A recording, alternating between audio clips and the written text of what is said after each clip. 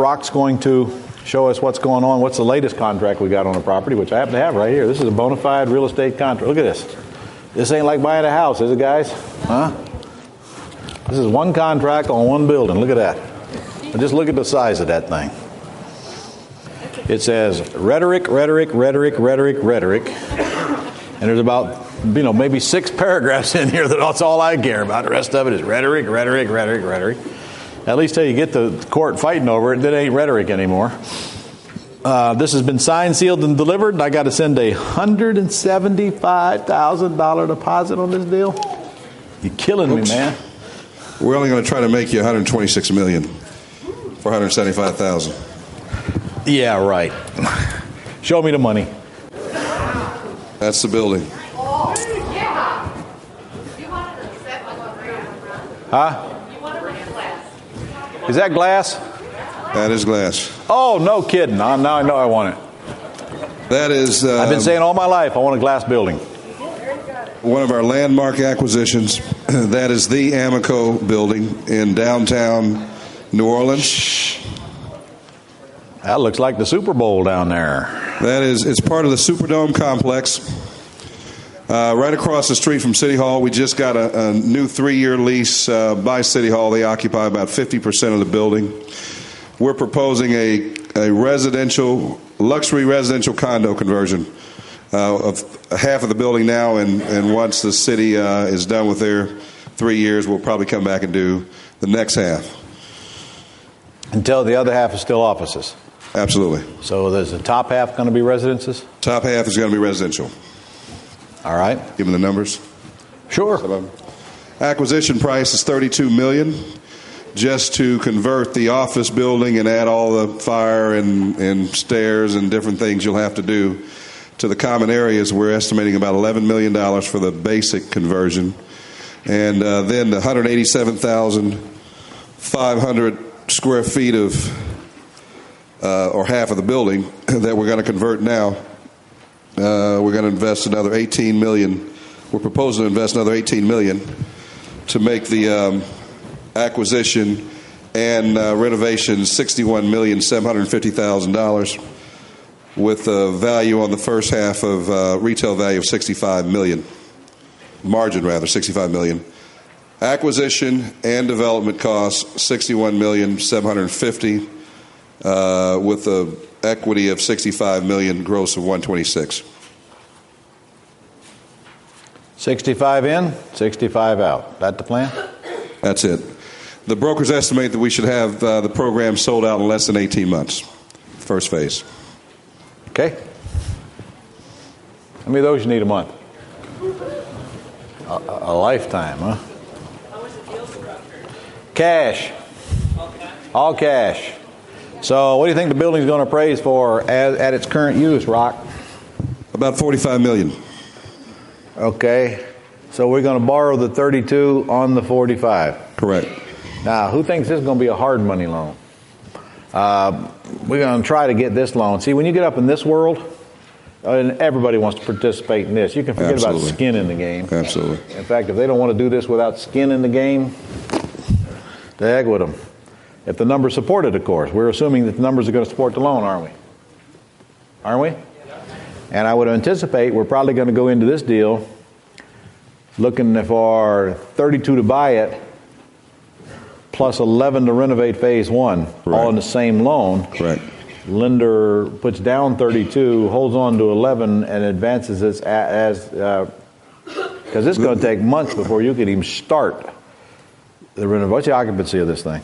It's 80-something% right now. That means you got a bunch of people to move out of offices. That's correct. This could take a while. Yeah.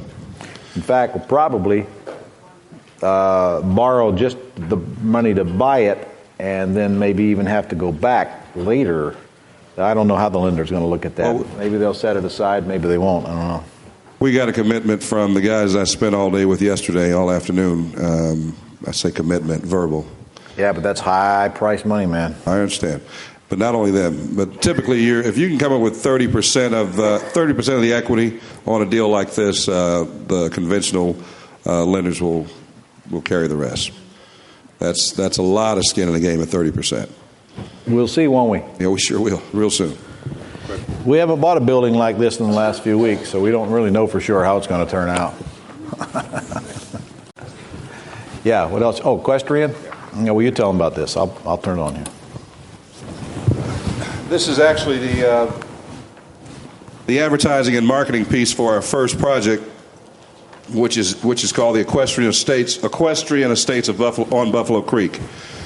To the left is the plat showing the layout of the lots. This is the first acquisition we did, the 60 acres, and this is the second part. Correct.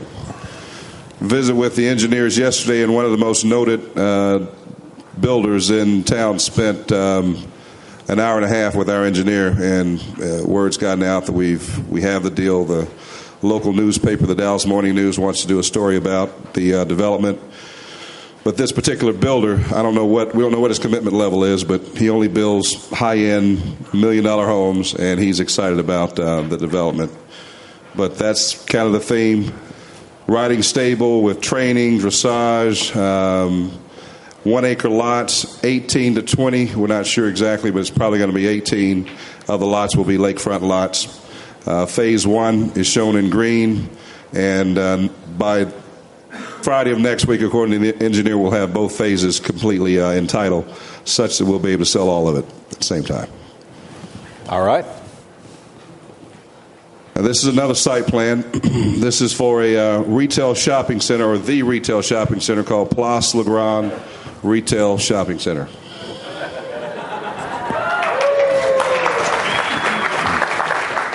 And this will consist of about 300,000 square feet of rentable space and 7 pad sites. Right on the corner, right next to the right of it, is a 2-year-old school that the city invested over $16 million. We own this corner, which this is the 37 acres on Forney. Right, actually, it's about 34 of the 37. The other 3 are on the other side of the street that's not even platted. Okay. Then on the other side of the school, we own that property as well, and we're proposing to move the city of Forney. And the school's right here. Exactly. Yeah. Then you have your site plan, and then the illustration at the top is called an elevation to give you some idea what the building will actually look like. So this is all parking. That's correct. These are pads you're going to sell off? That's right. And we're going to build this stuff over here? Correct.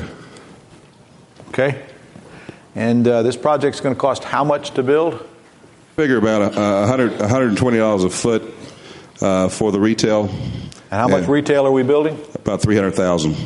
Okay, so how much is that? $36 million. All right. And what's the value of our retail when it's done? Retail is based on what the stores are doing and all that, but conservatively, $80 million. And this road here is actually just beginnings of a road. Has that been extended yet? It is straight through now from all the way from Interstate 20 up to U.S. Highway 80. So it's open. Good traffic flow.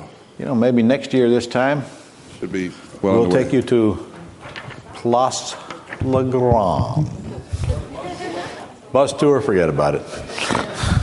Hey, Rock, tell this group, what's the 3 biggest lessons you've learned in the last year? We've all heard it said, particularly given the probably average age group of this bunch, if you can, whatever the mind of man can conceive and believe, it can and will achieve. I think that's one of the biggest things that has been driven home with me. We went from doing, 3-4 years ago, $100,000 homes to looking at, our next acquisition will probably be, we're structuring it right now. We've been working on it for about 6 months. Over $265 million. That's the acquisition, and the value is several billion. And what I'm finding is the process is the same. And you hear people say that, and and you think, yeah, right. No, it really is the same. It's actually in a lot of ways simpler. It is. In fact, do you think anybody gives a rat's behind what my financial statement looks like buying the Amoco building? Exactly. Huh? What are they going to look at, guys? The building. You bet. And incidentally, You buy the Amoco building downtown New Orleans by the Superdome, or you buy some piece of crap sitting down in the war zone somewhere. Which one do you think the bank is going to get more excited about, or the lenders are going to get more excited about? You might as well go for the gusto. And that's the point in that. That was a lesson. I mean, why not? I mean, we're only here for a flicker. Let's go out as a blazing flame, right? And that's why all we're doing is landmark properties. Wait a minute. No more of that crap. Let me digest that one. Well, that's not very good bedside manner when you own a plane. Do we need a banner up here for something like that? No. But that's probably point number one. Point number two is partnering. If you guys really understand the proposition that we're putting before you, you can do anything you want to do, and you've got all the help in the world in the form of Ron and what we're putting together. So that was, and I'm forever, and my family for generations will forever be grateful for that. The third point is whether you have a high school diploma or a PhD, and actually it seems the more education you have, the more hindered you are. This is a lot about common sense. And I'm telling you, I'm talking to the most sophisticated people in this world. I've sat in the Hunt's office, Ross Perot. We entertained this morning. Mr. Hammond flew in just to look at our property. We look at property in Vegas, $2.5 million an acre. Yeah, I'm from a small town in South Georgia. There was less than 8,000 people in my town. And what's the difference? They put their pants on just like you and I do. And if you can believe it, they want the same things. You have to make it symbiotic. No one's going to let you take all the marbles off the table. It has to make sense for everybody. But those were the three biggest lessons, I guess, and I'm sure there are others. And first and foremost, I'm thankful to God that He's taken me the way He's taken me to prepare me, so that when I see it,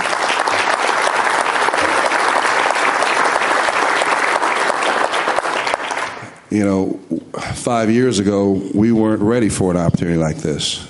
We had to be conditioned, and a lot of you may be in the process of being conditioned. But some of you are absolutely ready. And I said to Ron, once we got into this, and I'm really convinced now that we're fixing the biggest problem, which is the financial, making sure we got the money. And what went on next door, man, if you got half a brain, you'd be putting some money in that fund, because that's going to be a great way to make money. But if we get that part fixed, nobody in this country, there's no organization, in my opinion, in this country that will generate the volume of real estate sales that this group will generate. We'll be the biggest real estate group in the world. Yeah, you know what? That's probably true. Probably true. I don't know what that's going to get us, but that's probably true. We'll probably elect the next few presidents. Besides Rich. Yeah, that's right. Hey, that's true. You know what?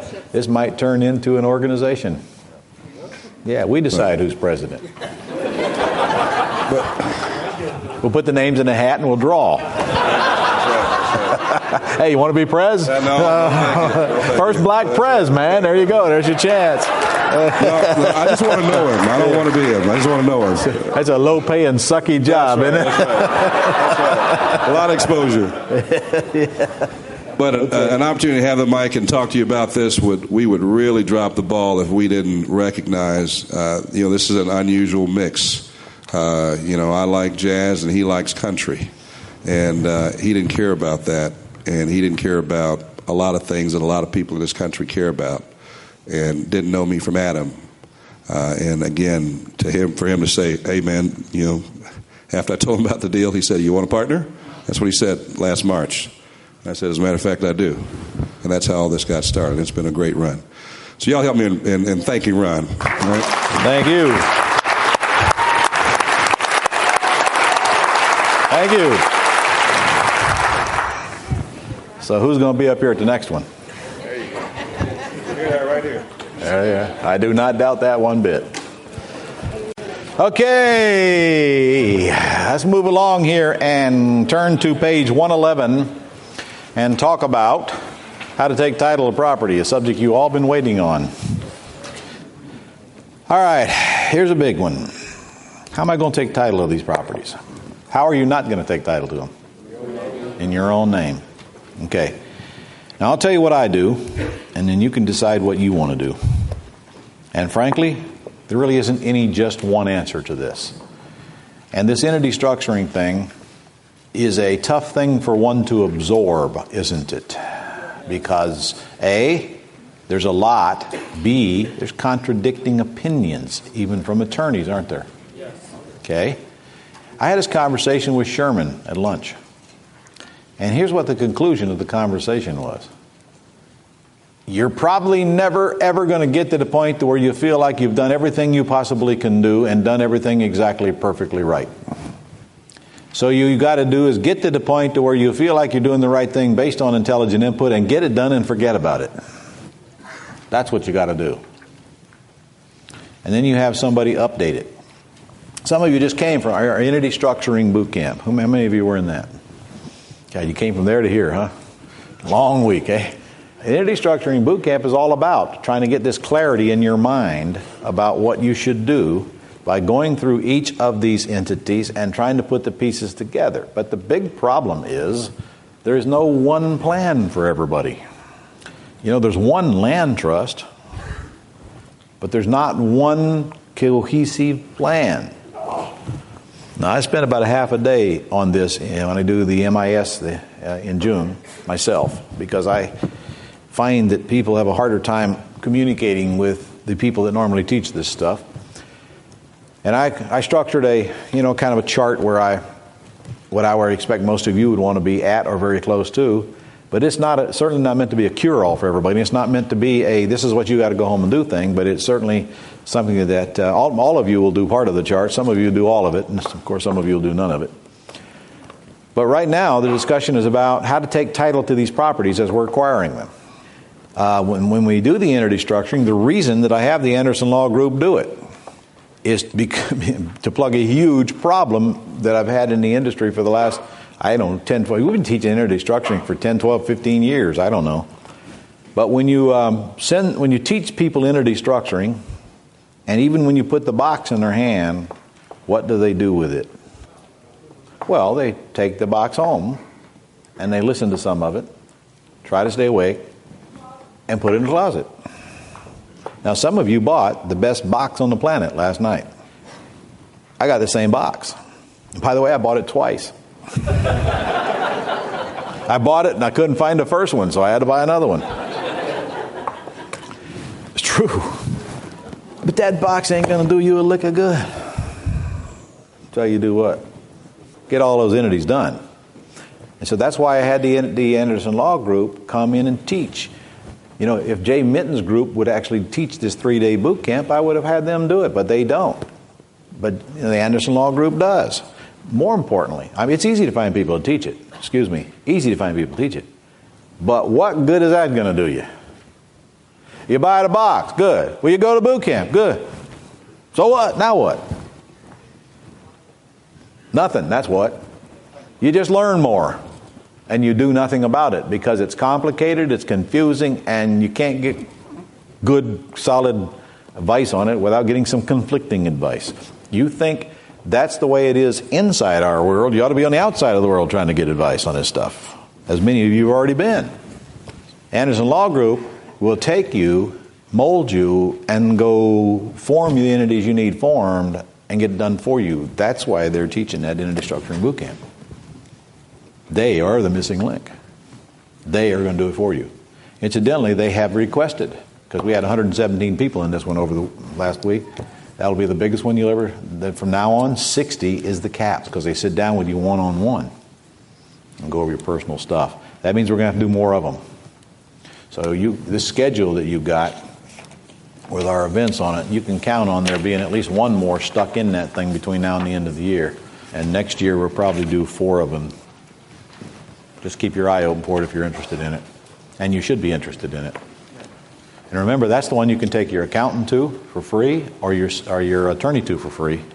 And you can bring your accountant in addition to your attorney for $500. And of course, your spouse is also free.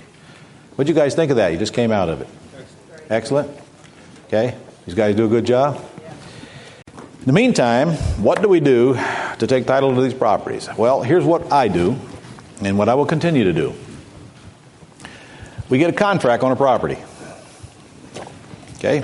We go do all of our due diligence. By the way, what did I tell you about the name on the contract? It doesn't matter. It doesn't matter. This one's in the name of Whitney Properties. That's the name me. That's Rock. Rock's going to assign this contract to an entity of ours. So anyway, we take title of, I don't care what entity you do the contract in, it really doesn't make any difference. But that ought to be an entity that exists, you understand? It should. If this contract is in the name of a non-existing entity and somebody wants to get out of it and they can't find any evidence that entity exists, you don't have a contract. That's why you don't make up contracts in the name of a land trust that doesn't exist yet. Well, I guess in that case you can always go form the land trust and you can always go form this entity. But if I really want to get out of this and I found out there was no Whitney Properties, it's over. You can't have a contract from a non-existing entity. There's no buyer. Of course, I guess they want out that bad, let them out anyway, wouldn't you? And the reason we don't take title, make a contract up in the entity that we're going to form is because it doesn't exist yet. And frankly, we're not sure this property is going to close, are we? Rock and I have Whitney Heritage 1, 2, 3, and then soon to be 4 and 5. We're just going right down the line until we run out of numbers. I say we got a ways to go, wouldn't you? But each one of those are LLCs, and each one of them are separate LLCs that have nothing to do with each other. Separate bank accounts, separate tax returns. Boy, am I going to get a mess of K-1s this year. Separate K-1s at the end of the year, separate accountings, separate everything. And the idea is that you don't mix them up, that you keep them separate. So now, whatever happens to one property doesn't jeopardize the other properties. Got it? Now, what do you got to do to form an LLC? Here's the answer. Mr. Attorney, form LLC. Send check, send bill. That's what you got to do. Now, he'll form you one, and if you're going to continue to buy properties, aren't they all alike? Yeah, by the way, if you're going to buy properties with me, guess what LLC you're going to get? Carbon copy of this one, except I'm going to change the names and the places to protect the innocent. Ain't no sense in doing it over, and ain't no sense in doing it twice.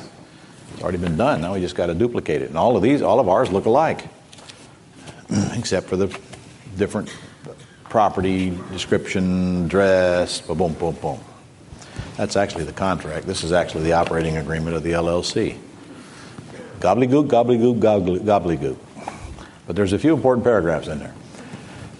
So, why an LLC? Why do I want to take title in an LLC? Well, there are several reasons. Actually, they're right in front of you on page 111. The income passes through the LLC to the members. All of it.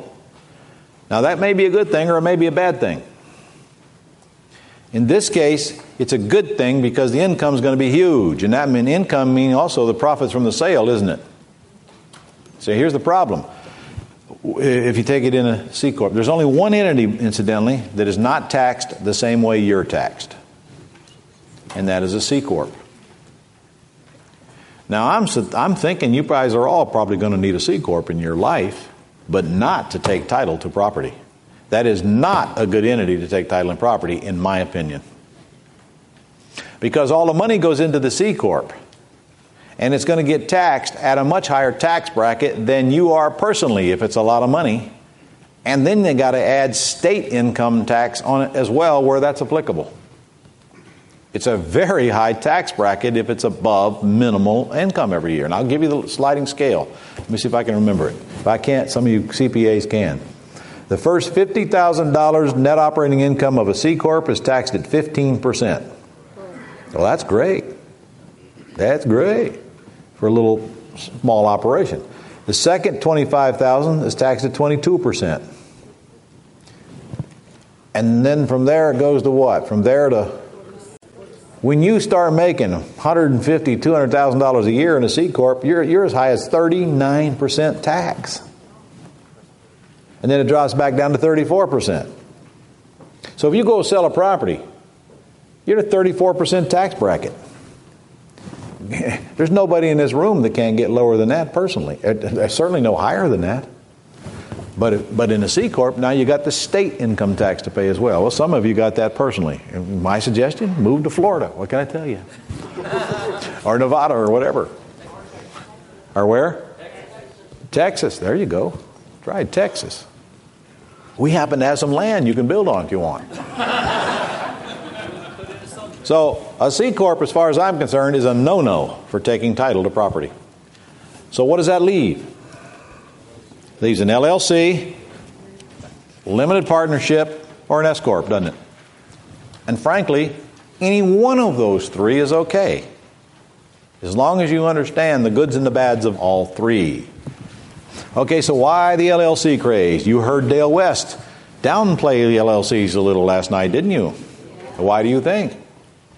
Because they've been attacked successfully lately. Well, hey, the guy's got his nose to the grindstone every single day of the week. He knows what the heck's going on out there. He told me he did 160 tax returns just before he left to come here. Jeez. He says he likes it. So I told him to get a life. That's what I told him. But we all do what we do, right? But what a smart guy he is. What a smart guy he is. And fortunately, he's in a great position because the fact that he does this stuff simultaneously with teaching it keeps him right on the cutting edge all the time. So you know what? I don't know if they scared me off of limited liability companies yet. I haven't been scared off yet. And truthfully, I'm not doing anything in one that is going to get attacked. Let me tell you when they get attacked. They get attacked when they're trying to scam the IRS out of income taxes. And I got some bad news for you. If you live in America, you got to pay income tax on your gain. And when you try to circumvent that by doing tax scheme scams, it's no wonder the IRS is going to challenge you. And you better be very careful about listening to these guys selling these tax scheme scams. Because what's the only purpose of the IRS? To suck money out of you, whether you want to pay it or not. They are the collection company for the United States of America. That's what they are. It's their job. And anytime you're trying to do things that really push the envelope, you draw attention. Now, I don't know that what he was referring to has to do with that or whether it has to do with the LLCs being penetrated for asset protection by asset protection predators. I don't know. You see, in the past, the reason people use LLCs is because the theory was that the officers are not liable for the actions of the company. True or false? That's what the theory was. Okay? Well, whether that be true or false, the same thing is true for the rest of them as well. So that doesn't eliminate using the LLC for me. Okay, the next theory is that in a limited partnership, the assets are unattachable by predators. I mean, of course, that doesn't include assets that happen to have a mortgage on them. If you don't pay the mortgage, that asset's attachable. But predators coming in after that asset cannot get those assets in a limited partnership. That happens to be true. That's federal law. But they say the same thing was true about LLCs. So actually, I need to talk to Dale to find out what has been challenged lately. Either way, well, what's it all boil down to? If you conduct the business of the entity you're using in the proper manner and pay the taxes you're supposed to pay, I mean, you've done all you can do. Now, add insurance on top of that to cover the things that can go wrong and usually do go wrong. You've done all you can do. Are any of these entities going to absolute guarantee you that you're never going to lose a nickel because things go wrong? Nope. They aren't. There are no guarantees. You want a guarantee? Buy a muffler.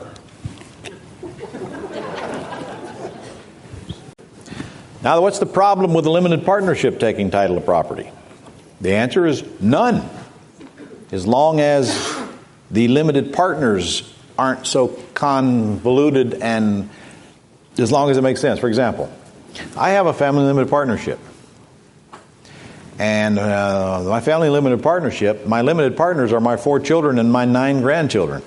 And soon to be my 1 great-grandchild. My God. Ugh. Now, I transfer assets to that entire herd every year. I transfer $10,000 worth of value to each one of those people every year. Tax-free, of course. And all that is my attorney guy preparing a piece of paper every year for me to sign to move $10,000 worth of value. It doesn't say what it is. It just, we're moving $10,000 worth of value down to them. Reducing the size of the estate, tax-free, moving it to them. There's no tax to them when I die for what they already owned while I was alive. That's a beautiful benefit of the limited partnership. Also, another benefit is, when you die, the value of the limited partnership is going to be valued considerably less than what it's really worth because it is not a liquid entity. That's another good benefit of the limited partnership. Another is, of course, that the assets cannot be taken by a predator. As far as I know, that has not been successfully challenged. In a limited partnership, the income passes right through, just like it does in an LLC and just like it does in an S corporation. See, that could be a problem. If my family limited partnership makes money, where does the money have to go? To my 4 children and my 9 grandchildren. What a mess that would be. It don't have to go there, but do they get taxed on it, whether they get the money or not? How do you think they'd feel if my limited partnership sold a building and made $5 million and now all of a sudden they don't get any money but they get a tax bill? Grandpa, what's this? Just shut up and pay it. So in my case, since my limited partners are not going to be able to pay taxes on gain, they're not getting any gain.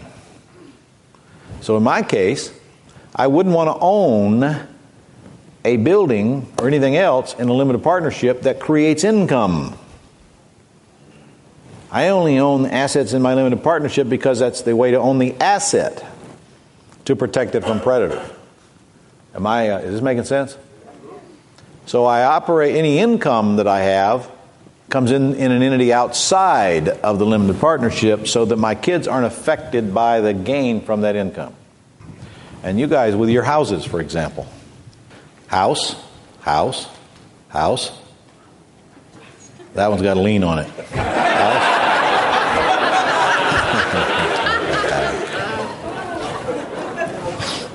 What's LT stand for? Okay, not lieutenant, land trust. All right.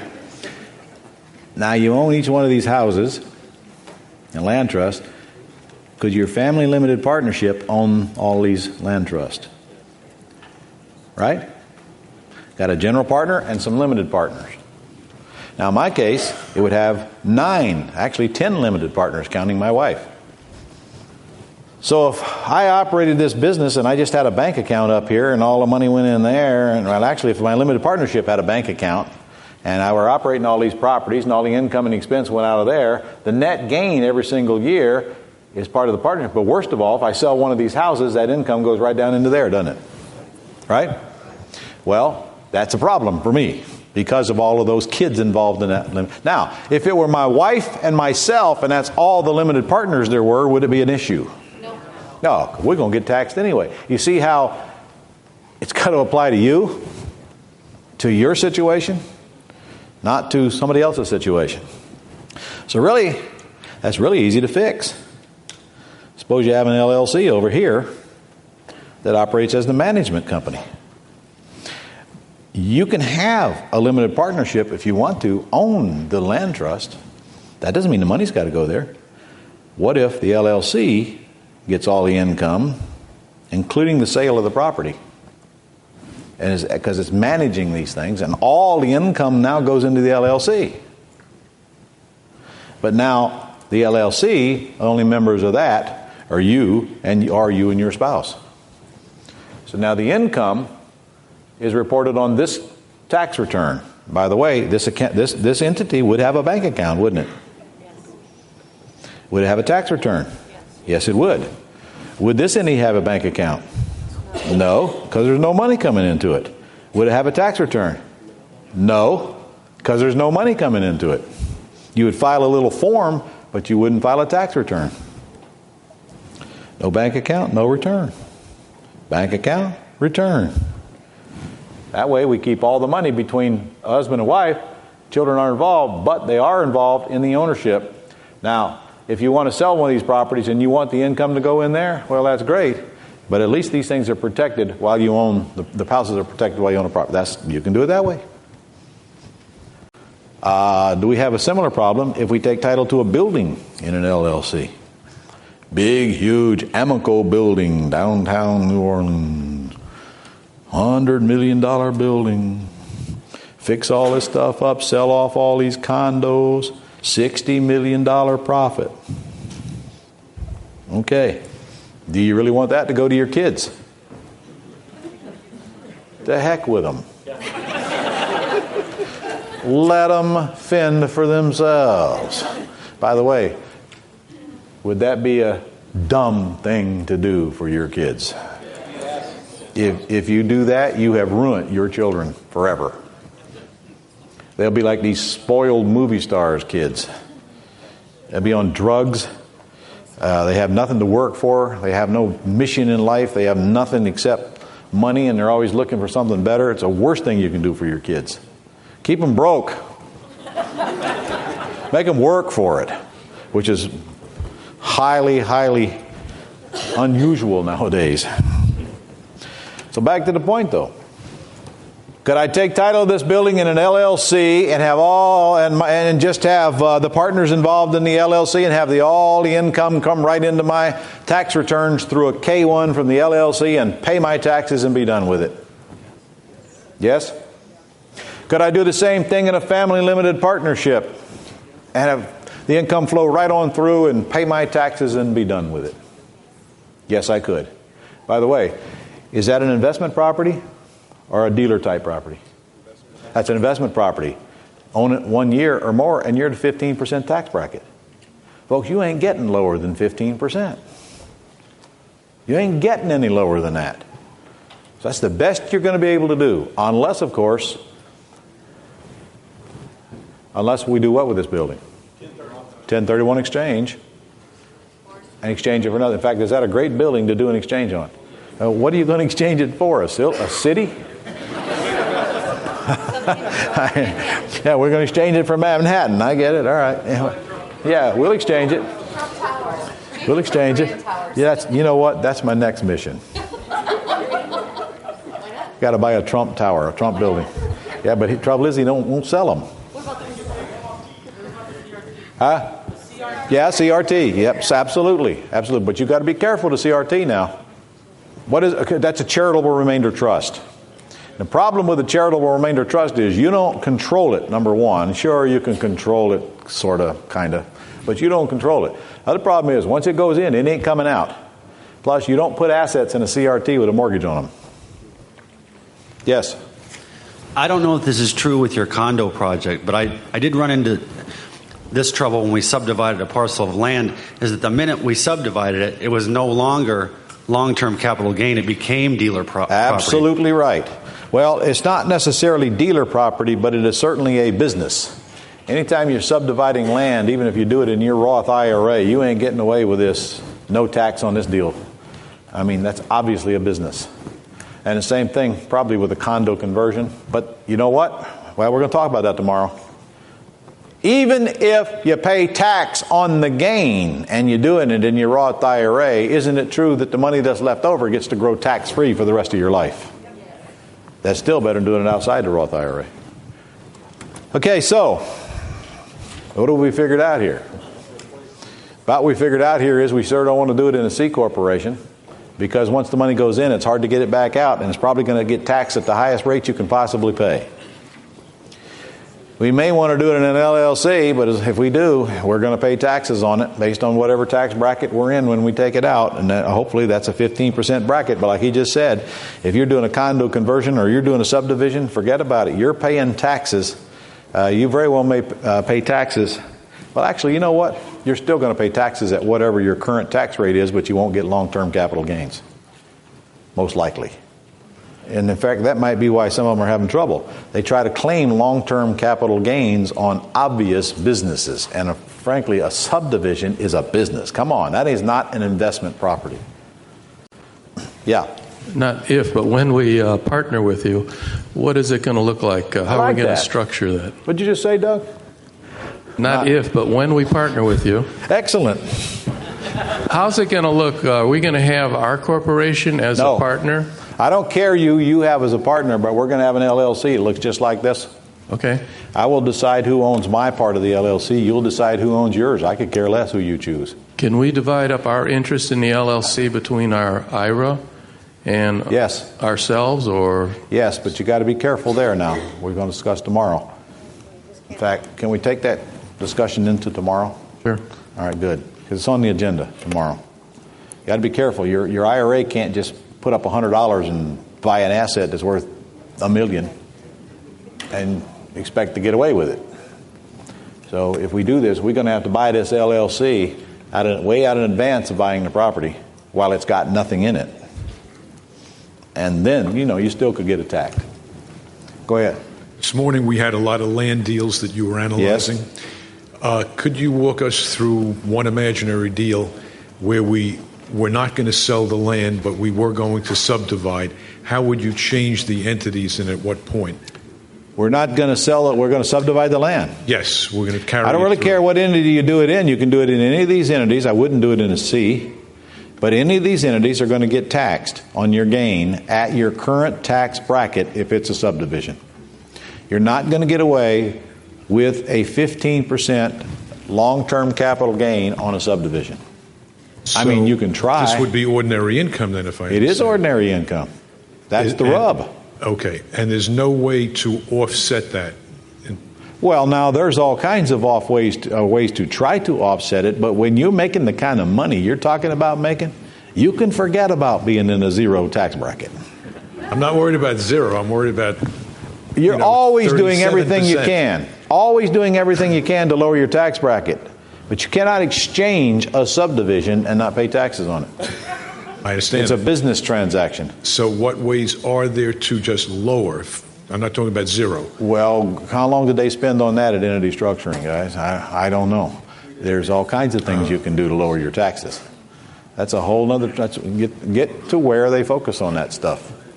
Yes, Kimberly. Ron, I have a question. I presently have an S, or you might as well say an LLC as management. You have a what? An S for my management company, because I was set up that way. So I'm trying to figure out how you just explain this as your management company, as your LLC. Yeah. I presently have all my properties in a land trust. Yep. The beneficiary interest is in an LLC. But I have my management company, which is my LLC, or in a your different example. LLC? Yes. Okay. And how you've got it set up is, I saw that family limited partnership, but you're telling me right now that you take all your land trust and all the income from the properties and run it through the management, and you don't get a K-1 from your family limited partnership? Nope. Not if it doesn't make any money. So you're zeroing technically it out from the management company. Well, I don't know whether the management company is going to make any money or not, but if it does make money, it goes to my tax return, doesn't affect my kids. I would hope it makes money. Okay. Now, by the way, make sure your two LLCs have an agreement. I do. Between each other. I do. All right? Thank you. Okay. Oh, just for the record, if my family limited partnership owns the properties, who gets the depreciation? Yeah, and that does reflect on my personal tax return as a deduction. Thank you. Okay. I wished I had a wand that I could just wave over your head and say, look, this is the way I want you to do this. Everybody do the same thing. Wouldn't that be easy? That's what they do with restructuring. Well, that's what they try to do at the end of destruction. And then when they sit down with you one-on-one, they start creating a plan that suits you. Well, I took my lawyer and my CPA. You took your lawyer and your CPA and you got it figured out. Well, congratulations to you. This would be why I let you bring them for free. Right. Yeah. And can you imagine how important it is for your lawyer and your CPA to sit through this, to get their heads, in fact, just to sit with each other for 3 days and get to know each other? And what do you think they learned out of this? By the way, what was the reaction of your lawyer and your CPA when they got through with that? They love this. They loved it? Loved it. You know, They're both investors. Oh, they're both investors. That helps. And what they did was steal all that valuable information and go back home and call it their own, and now they'll start charging for it. If I were you, I would do my best to take your professionals to that thing and just to get them on the same page. And if you come once and you want to bring them back the second time, you can. All right? Okay, I don't know what else to tell you on this entity. Just pick one. Put them on a board and throw a dart at them. Or get some professional help to guide you in the right. You know what? If you got a local attorney that you trust, and he tells you to use an LLC, use the LLC. If he tells you to use the S, use the S. If he tells you to use a limited partnership, use a limited partnership. Do the best you can, that's all. As far as I'm concerned, they're all equally protective of whatever it is you're trying to protect people from. All right? Any other questions? All right, Ron, I missed one thing. I understood the whole diagram. The FLP is going to have ownership, and if a property sells, the LLC gets the money because that's written in the management agreement? Yep. No, you don't have transfer title over there. Title's in the land trust. Limited partnership owns the land trust, but LLC is managing it. You can make any kind of arrangement you want between the LLC and the other entities. If you want the income to go down in the limited partnership, it can. Maybe you need 2 limited partnerships. Maybe you need one where your children are involved and one where your children aren't involved. And if you're going to do that, you can just have all the income and everything go right into the limited partnership account and have that as be your management company instead of having all these entities. Remember, every time you have an entity, you got another annual fee to pay and you might have another tax return to prepare. So let's be careful about forming all these entities. Way too many people go out here and start forming entities and don't have any clue why they're doing it. So I want you to go find out what you need and only form what you need. You can always add one. Yes, sir. Ron, if your ownership's in the family limited partnership and an LLC is a management company that gets the income, what do you use your Roth IRA for? I use my Roth IRA to buy and sell properties to create cash. I use my Roth IRA to make private loans. I use it to buy defaulted mortgages. So it doesn't necessarily fit into buying a property and holding title in the FLP and the income going to the LLC. It's a different. So some of them do that. Can't do that. Your IRA cannot deal with you in any way, shape, or form. And you meaning any entity you have controlling interest in. Okay, so when you're using your Roth IRA for money for things that don't involve you personally. Not exactly. Not exactly. Okay. Isn't that clear? Yeah. My Roth IRA cannot do business with me. Now, it can buy any part of any entity that I don't own controlling. Well, actually, it can buy controlling interest in my entity. It just has to pay taxes. It can buy any part of an entity that I don't control, however, and not pay taxes on the gain that it gets. But I want you to, let's do the Roth tomorrow. You got to be very, very careful how you handle this Roth thing because you're going to get yourself in a tax scam if you're not careful. Ron, just use the right terminology, I think. Basically, the property is owned by the land trust. The trustee is Joe Blow. The beneficiary is the family trust, correct? No one owns the land trust. The beneficiary is the family limited partnership, correct? Well, that would make the family limited partnership own the land trust. Yeah, okay. If you do it that way. Okay. Yes. Correct. Could you have land trust and eliminate the family limited partnership if you chose to and have your living trust own them? Who thinks that's a good idea? That's a bad idea. That's a bad idea. No. Yeah. Because your living trust owns everything else you got, and that's way too many eggs in one basket. I don't like that idea. Could you have your land trust owned by an LLC and have the LLC owned by the living trust? Yes. Could you just forget all this crap and go have a bank account and have you own the land trust, suck the money out, pay the taxes on it? Yes? Sure you could. I mean, look, if you're not careful, you're going to have yourself stacked so deep with entities, you're going to forget what you own and where it's at. And why you did it. You know, I think the average person worries way too much about protecting themselves, especially before they have anything to protect. Now, the bigger you get, the more important it is, isn't it? Yes? Okay. Well, so be it. You know what? I don't care if you take title to one of these properties in an LLC and you own the LLC. That's certainly a whole lot better than you putting your name on that deed, isn't it? At least you're not going to get sued for environmental poison or whatever. The LLC will get sued. The LLC that only owns that entity. I mean that property. Why don't we get simple? Just do the basic stuff, and then learn as we go what else we need to add. And get advice as we go, and let's worry more about making money. Once you get filthy, stinking rich, then you can hire the best people out there and say, listen, here's my deal. Go do it. Tell me what I need to do. Tell me where I need to sign. Send me a bill. In fact, that's exactly what I did. I took the agreements that's in the box, and I took them to my attorney. In this case, it was my estate planning attorney. And then I set up a meeting for my other attorney to meet my estate planning attorney. And I had my CPA in that meeting. The meeting took an hour. I said, guys, I want you to set me up an estate plan that marries with asset protection that gets me the best tax breaks you can get me. Figure it out and let me know when we need to meet again. And that's exactly what they did. They took about a month working together as a team. And a month later, I had another meeting with them, and then they had all these hard questions for me to answer. I mean, they were hard. You'd be surprised. Like, well, okay, if you die, who do you want to be your successor? And then, okay, what if your wife dies first? All right, what if you die before your children? What if your children die before you? Okay, what if you die and your children are on drugs? What do you want us to do? My answer was whack them.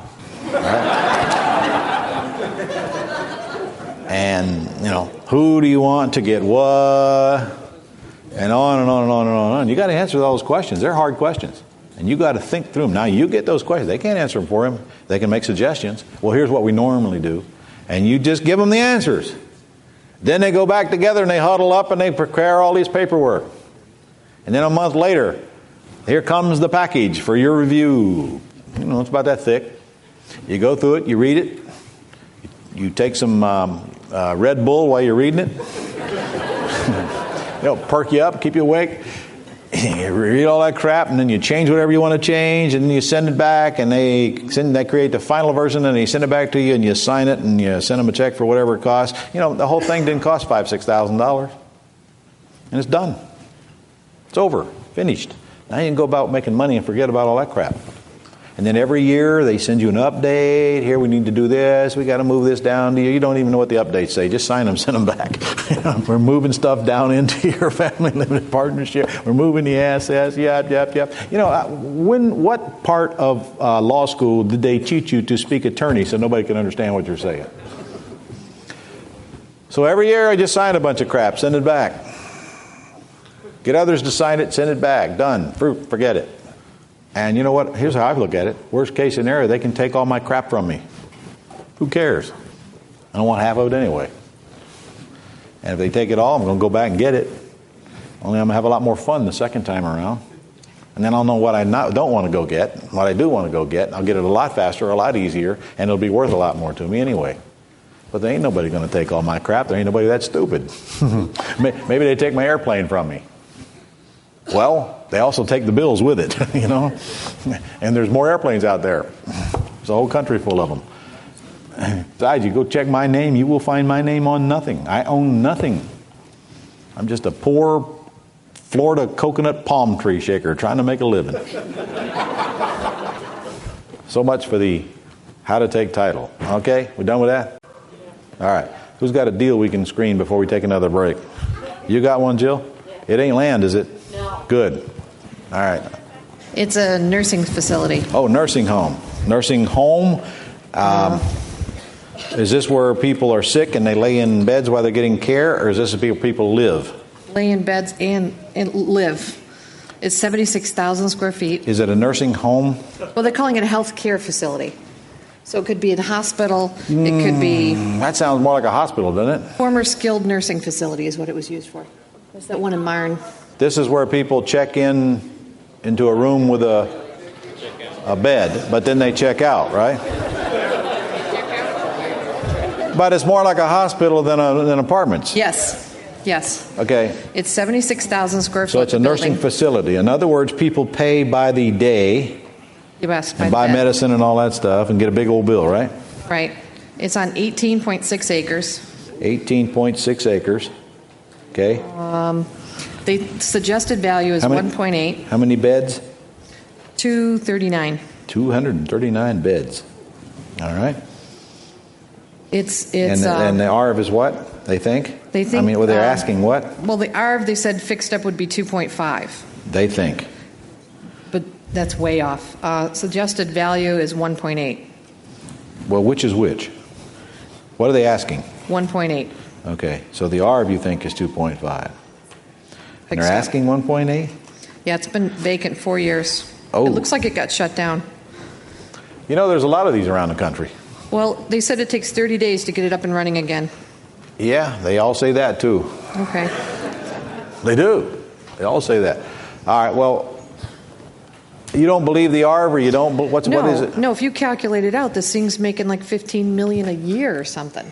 I mean, the numbers are way off. If you figure... Well, wait a minute. There's two things here, Jill. There's real estate. Right. And then there's a nursing home business. Right. Okay. You can't be calculating the value of the property by calculating the value of the business. Okay. So the question is what's the value of the property? Let's tell you what. There's no building on this property. What's the land worth? And that's something I always ask myself, incidentally. What's the land worth if there's no building on it? Break it down, in other words. So it's like 10,000 an acre. I don't know. Oh, I mean that's... Neither do you, apparently. What is it worth I don't know. per acre zoned for a nursing home? It's more than 10,000 an acre, I can tell you that. In fact, probably a lot more. Any guesses? Mm-mm. Well, then we got homework to do, don't we? No, I've got a comparable in Midland, but that was by bed, like 30,000 a bed. Well, you know what? If they're asking they're only asking $10,000 an acre for the property if there were no building on it. Right. So their asking price is very reasonable. Is this civil? Was it 100,000? Yeah, you're right. 100,000. Yeah. Oh, well, see, that's a big difference. It's a sealed bid auction. That was my biggest question. Oh, is it? Yeah. Okay, you didn't tell me that. That means it's all fair game. Sealed bid auction. What does that mean to you guys? Well, it's owned by a REIT, and the REIT's had it for 4 years. They're getting no money on it right now. Really? How do you think this REIT feels about owning this nursing, closed-up nursing home? Sealed bid auction, huh? Uh-huh. Good. Well, you can offer any Sealed time. bid auction is making an offer. There is no auction. All the bids go in by mail. The REIT wants it off their books by June 2nd. And we're probably the only bidder. And if we aren't the only July bidder, 5th. we got the bottom feeders coming in. Them lowly people that come in there and just try to steal it for nothing. The REIT says that they'll not wait for the deadline for all the bids to come in. They'll round robin it. Only if the bids are way low. They just want it gone by July 5th. They'll round robin it if they get any bids. Yeah. Yeah. Okay, well, let's make a bid. Let's just make a safe bid. Look, see that sign? What does it say? Pick only the low-hanging fruit. Okay. What can we make an offer on this property that we'll feel is really, really low-hanging fruit? You do have 18 and a half acres zoned for a nursing home with a big building on it. I'd say with 239 beds in it, for crying out loud.